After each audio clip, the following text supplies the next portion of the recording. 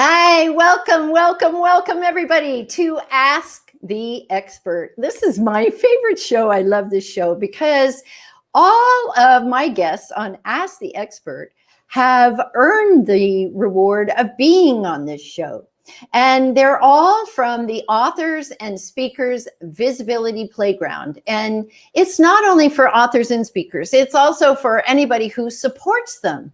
So it's really a great place to be and play. And it's an extremely active group. And our guest today, I'm so excited about our guest today because we just had the turn your $10 book into 1,000. I know you remember me probably talking about that before. And we have our grand prize winner here today. So I'm really excited to have her on. And I'm excited to have her on too, because she's going to talk about something that relates to my heart. And I've had the same experience. Well, not the same experience she's had, but from the other side of the pool, so to speak, and experiencing it.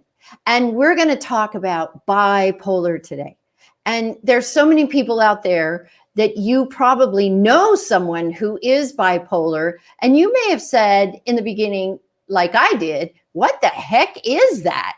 And when I had to learn about it, there were only 3 books available to read. So there wasn't much that I could find to really learn about this. But our grand prize winner today is going to tell us all about it. And I know you can't wait to hear what she has to say. And you know what I love about her? She has a great sense of humor too. So we're going to have a lot of fun together. I'll be right back. Hang tight and don't leave me.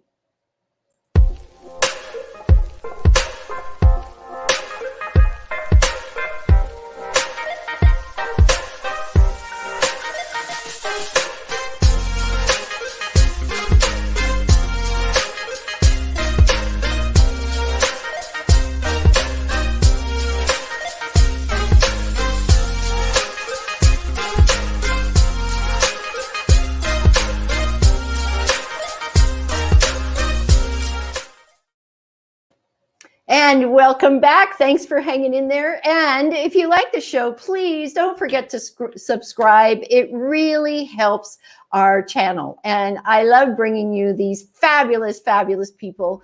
And I know that they can help everybody in a different way. So please just hang in there and have some fun with us, because we are going to literally be talking about mental health awareness. And as I said, it's all about bipolar.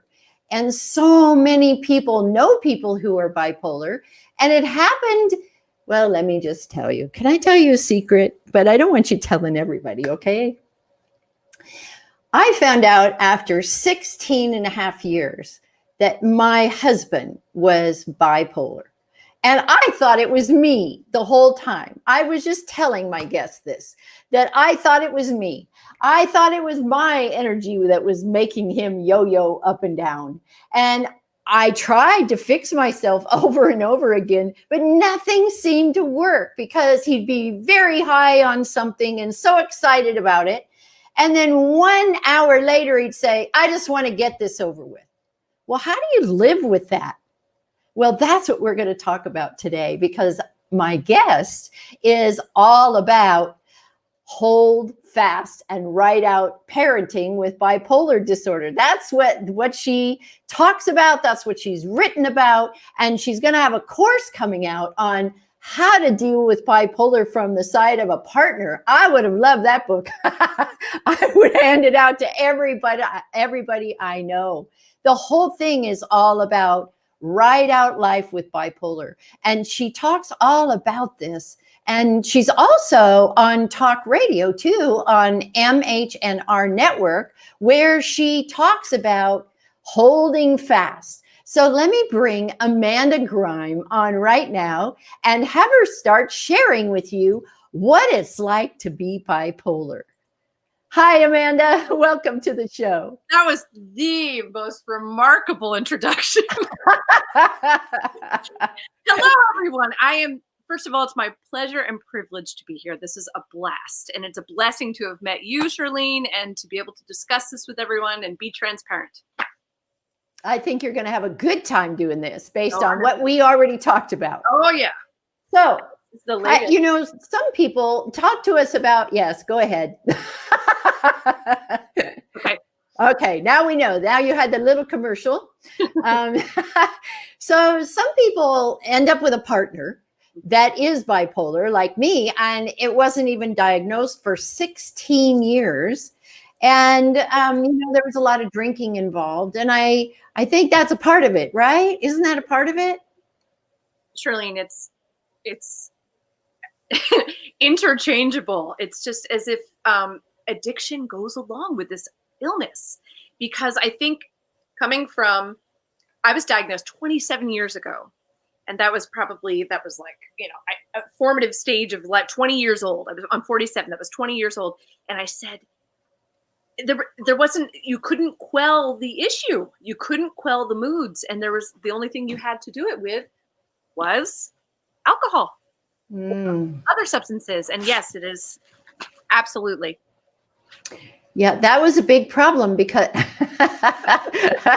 that was a big problem because it was a constant thing all the time. And the fact that one minute we were good and the next minute we weren't. You know, how does someone deal with that? What's it like from your perspective when you're going through it? I think that's what partners would like to know. Okay. When going through, for instance, I was diagnosed, and I deal with rapid cycling bipolar disorder with schizoaffective delusions, which I have under control. That is exacerbated by drugs and alcohol. Of course. You don't realize that when you are first diagnosed. You think, oh, well, if I get drunk, I won't have to deal with these emotions. But as a person who was bipolar, wait, repeat that. You asked me what the spouse asked, or what? I'm sorry, I missed. Okay, I asked you what is it like to be in that space from your side as opposed to having a partner, because the partner never knows what to do. They see a lot of alcohol or they may see drugs, but they don't know what to do because, like you said, rapid cycling, that's what my husband had too. Mm-hmm. So I was in the bank one day, and 1 minute they were going to hand him money. And then when I walked in and said, no, that's for payroll, he dropped to the ground in the bank and launched into a screaming fit. Yeah, all in 30 seconds. No, it's remarkable. It's so hard to, I have a gift, and the gift is this. I can see it from your perspective and I can see it from mine. Hence why I'm writing about it. So hence why you're on the show. So I've been the person on the floor in the bank screaming, oh, no, this is a terrible idea. But I've also been able to look at myself, third person perspective, and say, okay, take a deep breath, calm down, count to 4. 1, 2, 3, 4. Come back down to earth. And because of that little third person that speaks to me, I have been able to develop tools, holistic tools, I'm going to say, to get through this, where I can actually talk myself out of these crazy states of mind. When you're using the tools, how long does that take? Okay.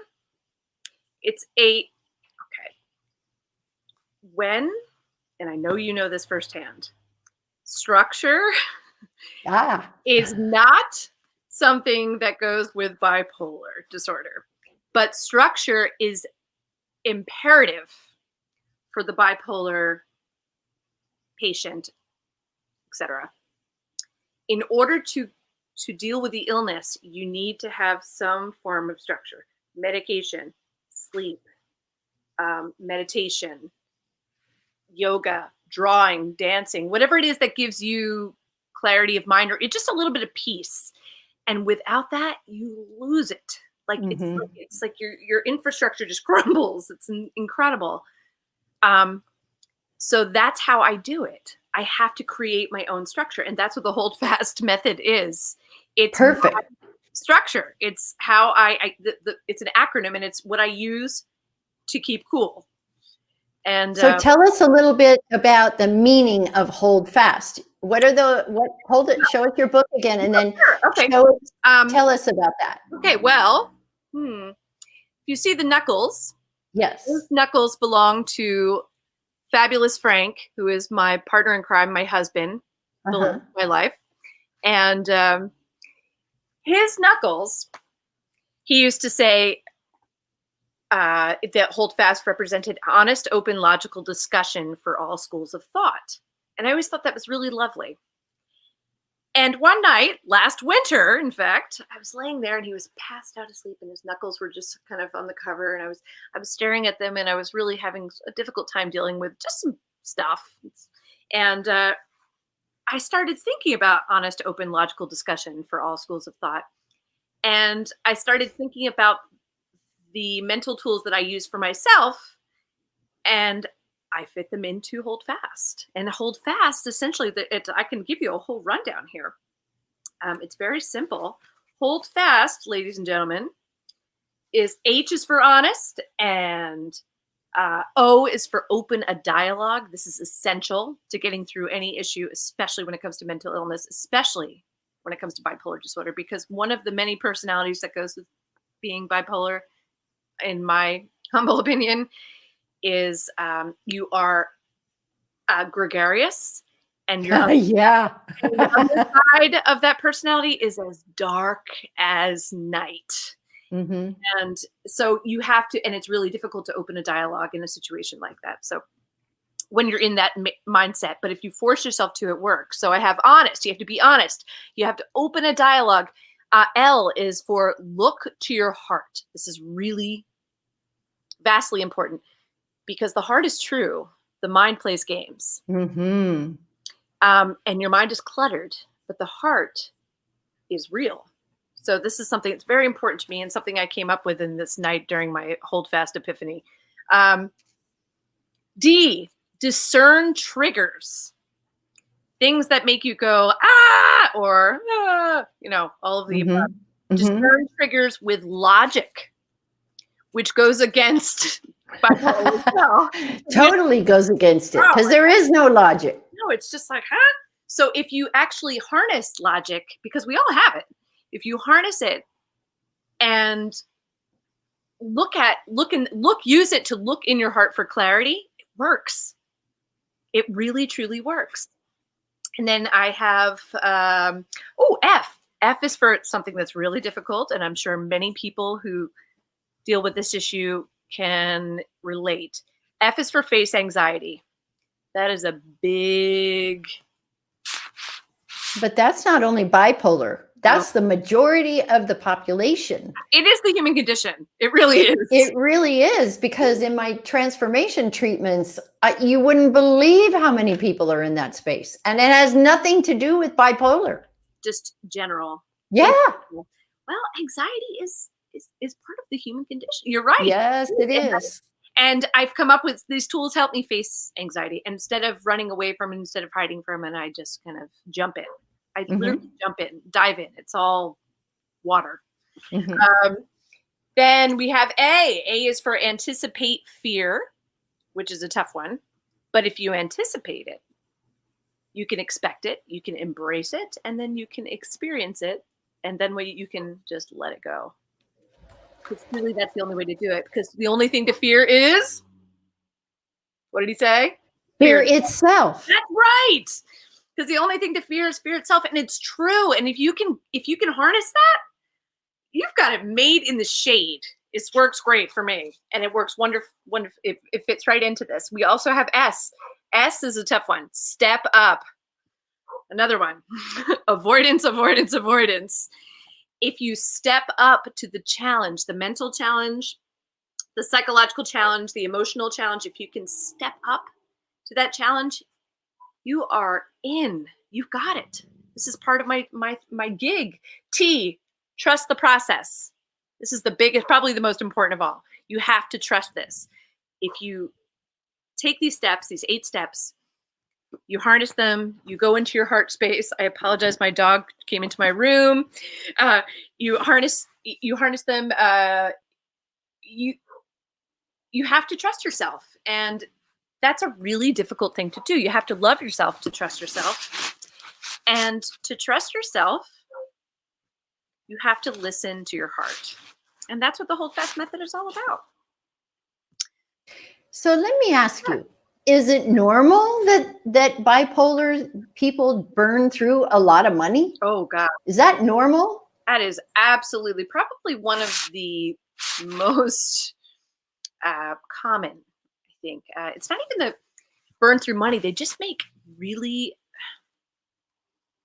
they make decisions without thinking. That's a nice way of putting it, I think. I know I've done it. I've done things, and I think it's really funny if you join a bipolar support group and talk to people, everybody's got a story about that. Such as the time I bought a condo, Charlene. I bought a condo.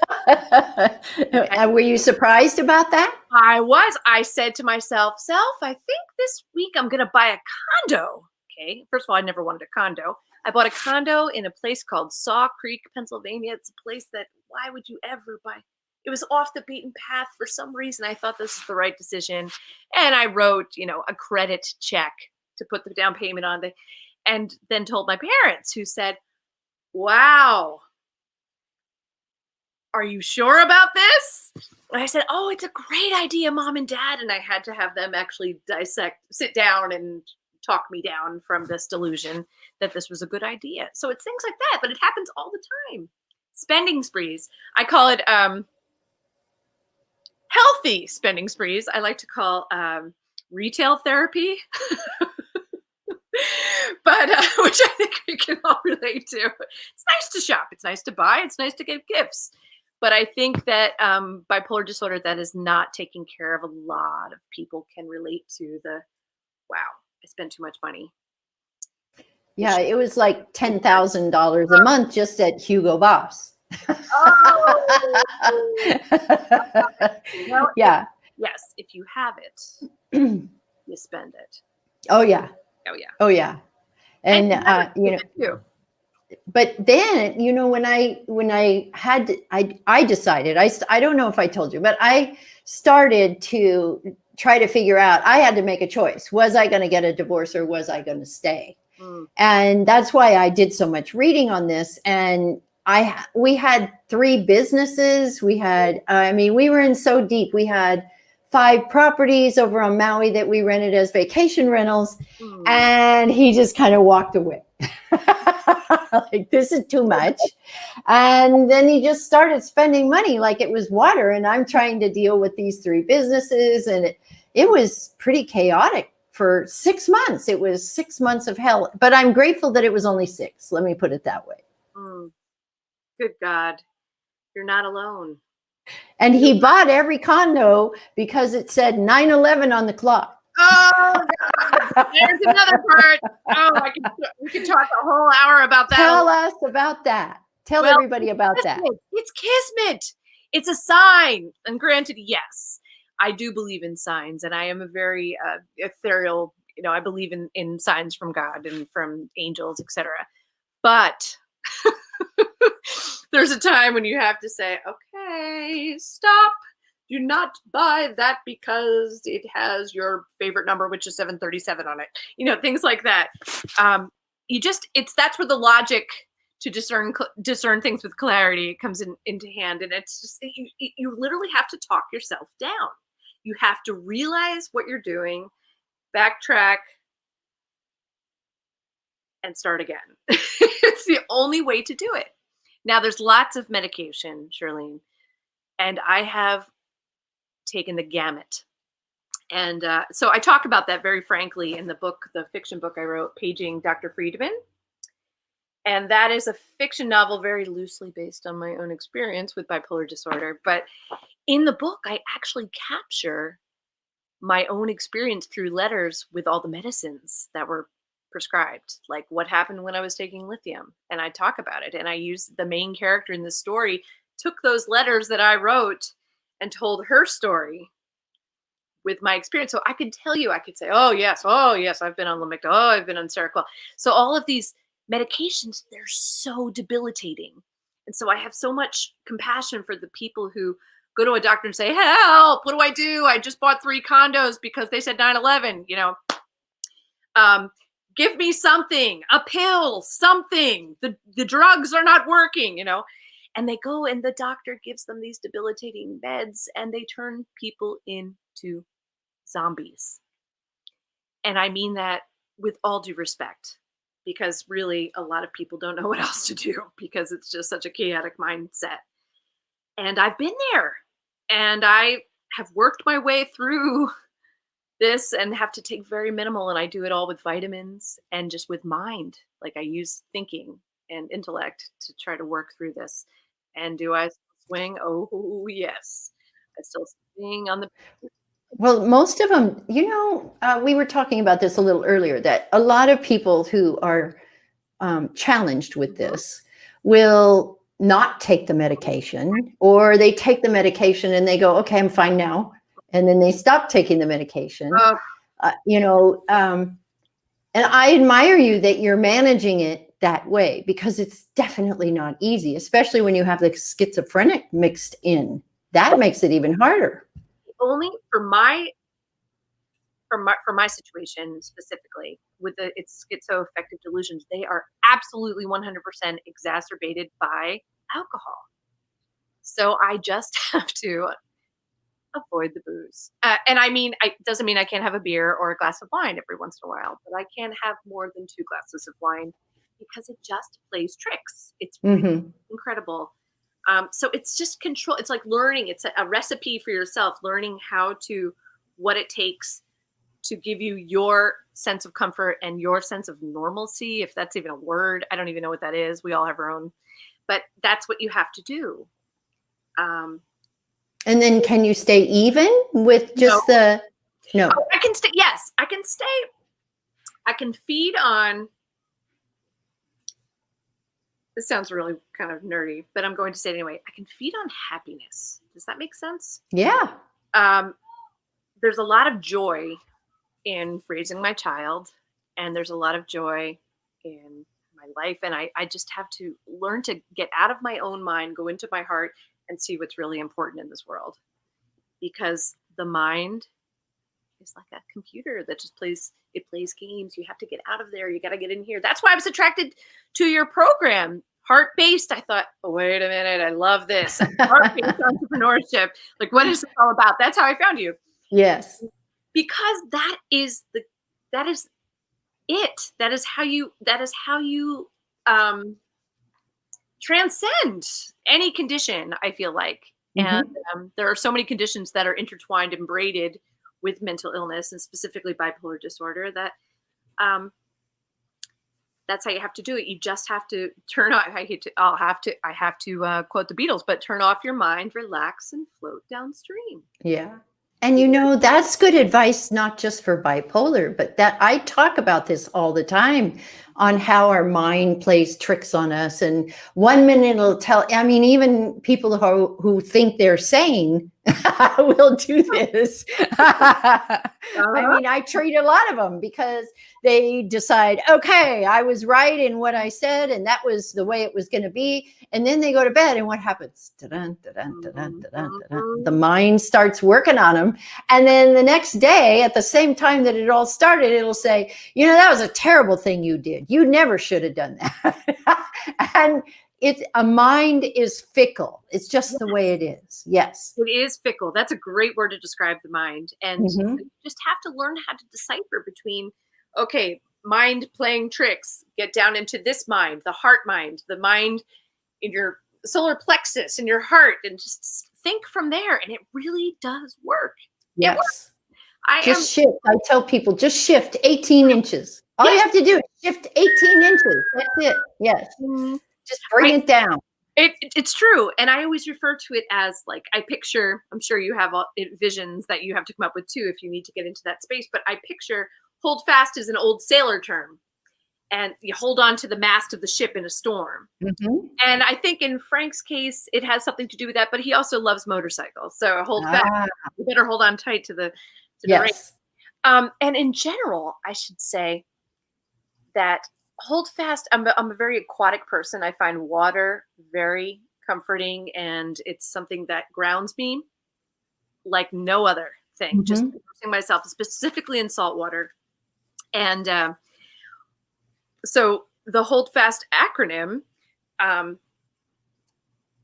is aquatic, of course, because the place in my heart is a lifeboat. It's like I have to leave my mind and just slowly drop 18 inches down, like you said, into this comforting boat, a boat where all of the tools are that I have at my disposal, and the colors are that relax me, and the music is that makes me happy. And it's just a place, and we all have this wonderful gift. It's the gift of creativity, the gift of imagination, and the gift of putting yourself in a different place if need be. And this is just actively doing that.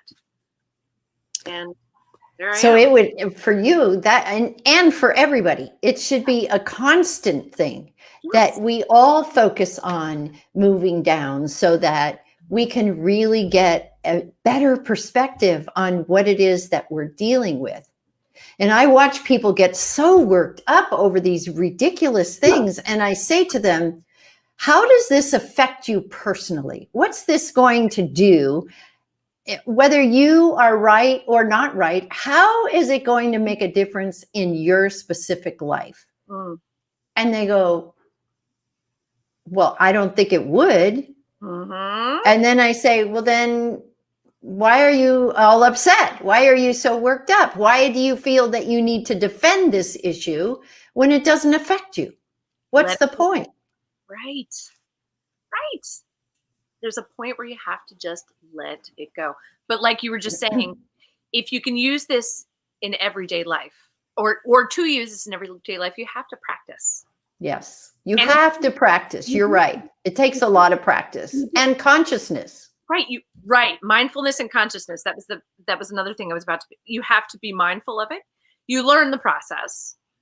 You learn what works for you, and then you just have to be mindful of turning off certain thoughts and actually moving from the mind to the heart consciousness to get by. It's really, Yes, yeah. absolutely.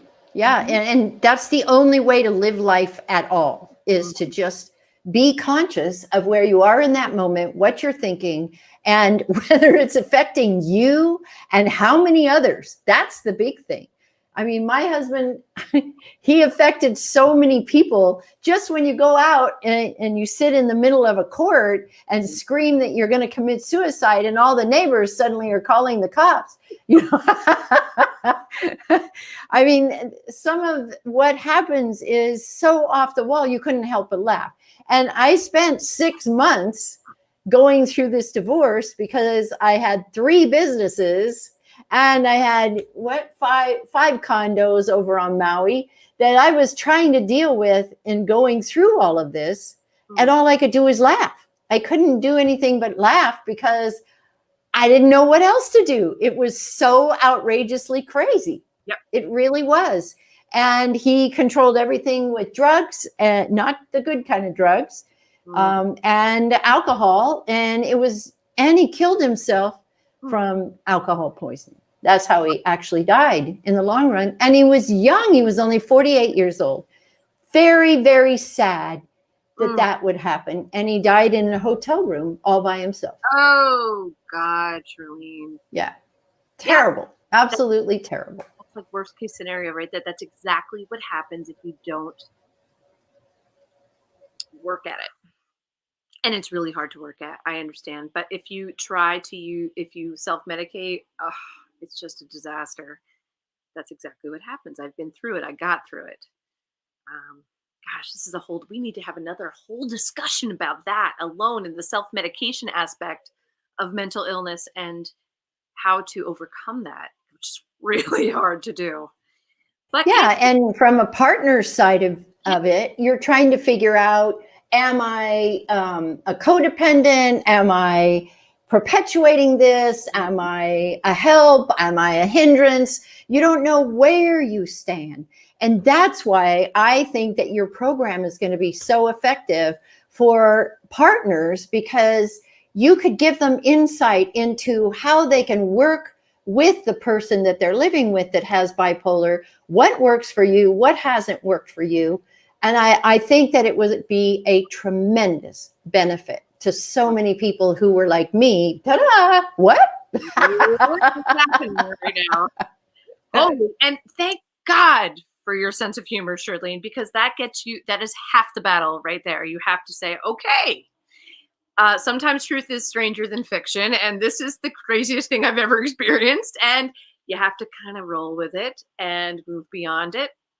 And yes, I can definitely help with that. Yes. And that's what I think you should do, is talk to partners about how much they should participate and in what way, or should they go hide for a certain period of time? That works too. That really works too.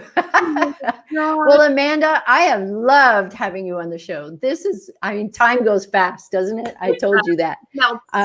Yes. And if you hold your book up again sure. For our audience, if you'd like to know from the inside perspective, go ahead and get H.O.L.D.F.A.S.T, Write Out Life with Bipolar Disorder, because it will give you some insight. And as I said, there's so few books. And now you've even met the author and you've gotten some insight. Move it over. Okay, here's the other one. Wow, a great story. I love that. Paging Dr. Freedman, which is paying homage to a very special psychiatrist who got me through it. And this is the story of a bipolar. It's a frame story that has a lot of metaphysical spice as well. It's a frame story that takes place 1 inch above our reality on the ghost plane, with puppeteers puppeteering this girl's life. So, well, thank you so much for your time today. You've been marvelous. And so, what's the word? To be able to see actually what it is that you've experienced, and you've been so open and honest, and I'm just very grateful. And congratulations on winning the grand prize for the challenge. I won. You so deserved it. It's like a story. Like, I've got the grand prize. It's fragile. It must be Italian. Oh God, the electric leg burning sex in the front window. It's a sign. Exactly. All right, Amanda. Thank you so much. Thank you, Shirley. My pleasure. Bye-bye. I hope you all enjoyed that today. You really got an inside look at what it's like to be bipolar. And you don't often get that kind of honesty and upfrontedness. I really appreciate that Amanda was with us. And I hope you enjoyed this interview, because I think if you send it out to other people who are experiencing bipolar partners, you will be able to help them too. So as I am here on Friday afternoons for Ask the Expert. And boy, did we have an expert today. Thank you so much for being with us. And I wish you all the best for your weekend. Bye-bye.